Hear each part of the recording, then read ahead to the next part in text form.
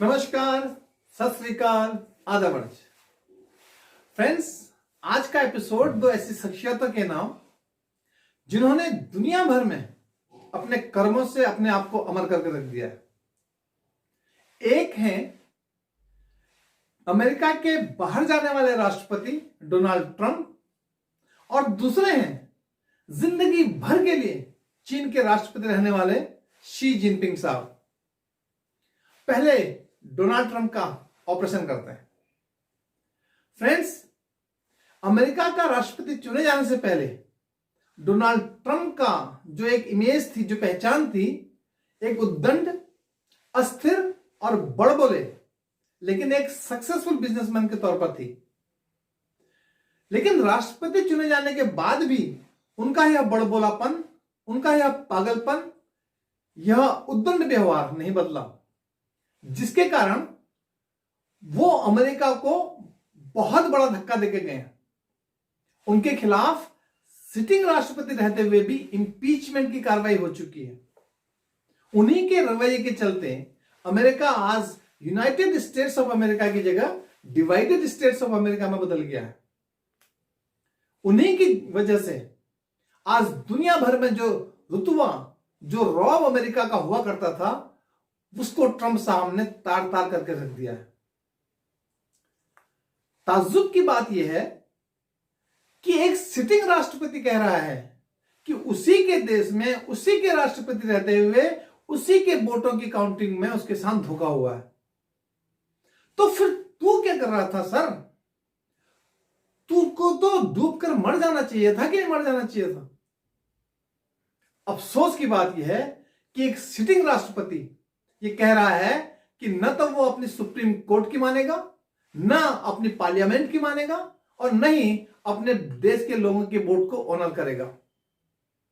उस देश की किस्मत का हाल देखिए सर, कि जिस देश का प्रेसिडेंट अपने ही सुप्रीम कोर्ट के खिलाफ, अपने ही पार्लियामेंट के खिलाफ अपने समर्थकों को भड़का रहा है, इन इंस्टीट्यूशन के खिलाफ विद्रोह के लिए और उन पर कब्जा करने के लिए उनको उकसा रहा है।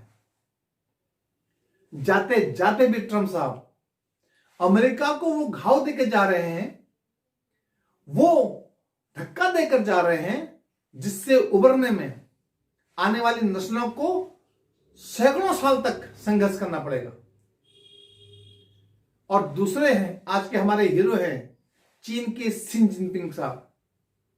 फ्रेंड्स, सत्ता के प्रति, प्रॉपर्टी के प्रति, जमीन के प्रति इनकी हवस देखिए कि इस शख्स ने जिंदगी भर के लिए, जब तक मैं मरूंगा नहीं तब तक चीन का राष्ट्रपति बना रहूंगा, यह प्रस्ताव वहां पास करा लिया है। उसके इसी रवैये, इसी हवस का परिणाम है कि आज चीन की जो नेबरिंग जितने भी देश हैं उन सब के साथ इनके साथ इसका मिलिट्री टकराव की स्थिति बनी हुई है। आज दुनिया भर में इसके प्रोडक्ट का और इसके कंपनियों को बैन किया जा रहा है।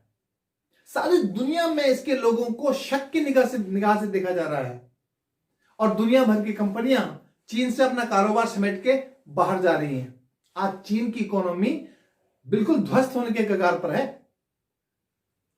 फ्रेंड्स, एक बाप बन जाना, एक देश का राष्ट्रपति चुना जाना, किसी टीम का कैप्टन बन जाना या किसी भी हायर पोजीशन को ऊपर पहुंच जाना एक तुक्का, एक संयोग भी हो सकता है।